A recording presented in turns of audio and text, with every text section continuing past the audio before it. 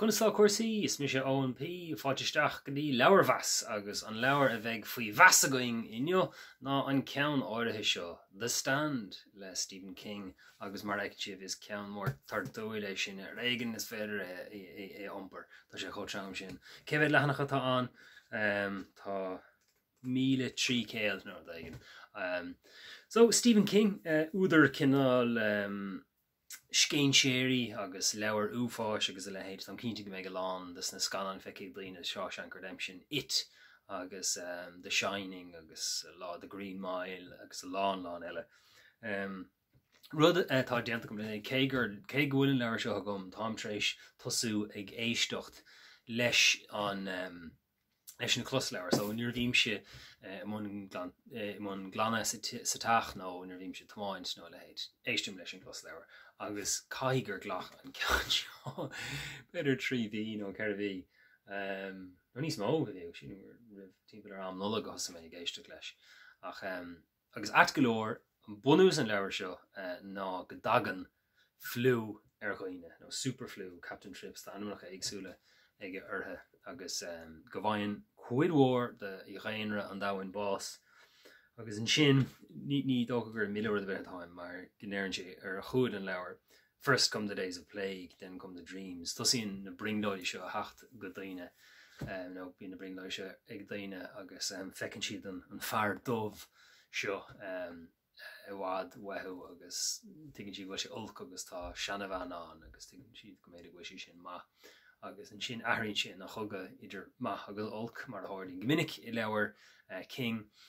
agus ar bhealach tá sé ábhríonn meán ó siúil legan cinál legan níos fuidean an bun legan na leabhar a tháinig amach agus beidir go a rion sin air tá sé ábhríonn meall le dosach ábhríonn dechar le doning leis ach ar numlan an tailíocht atá gceist agus na charachtar a chuirtar an áir tá sé dána bhá. Inis bhórga mé éisi leis tá sé ábhríonn níos dechar dul siar nar tá ag éisteach le leabhar. Tá bhrí sin brethas uaireanta níor mé omláin cinnte cé bhí gceist le charachtar cééis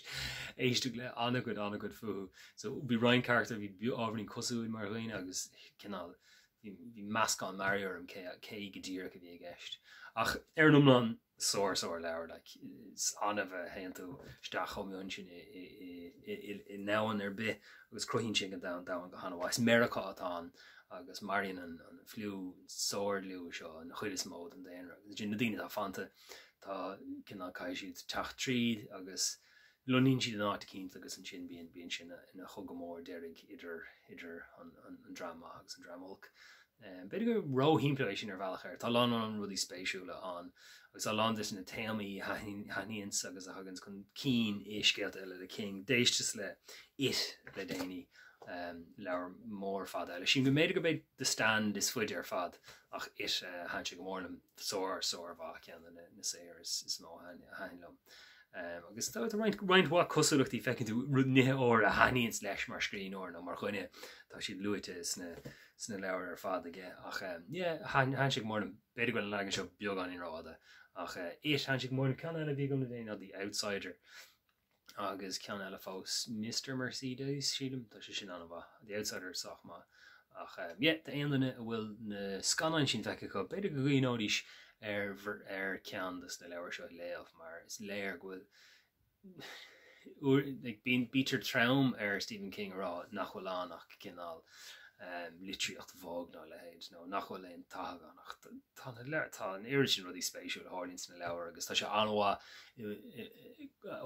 chun teannas a chruthú agus uafás agus scéin agus just chuirg sé déistin airt agus chuirg sé scánar airt agus chuirg sé na ribí bu ruige seasamh ar chuúil do bhanáil agat agus a lehéid sin. So sóir scríon áir scéin séir agus a lehéid eile.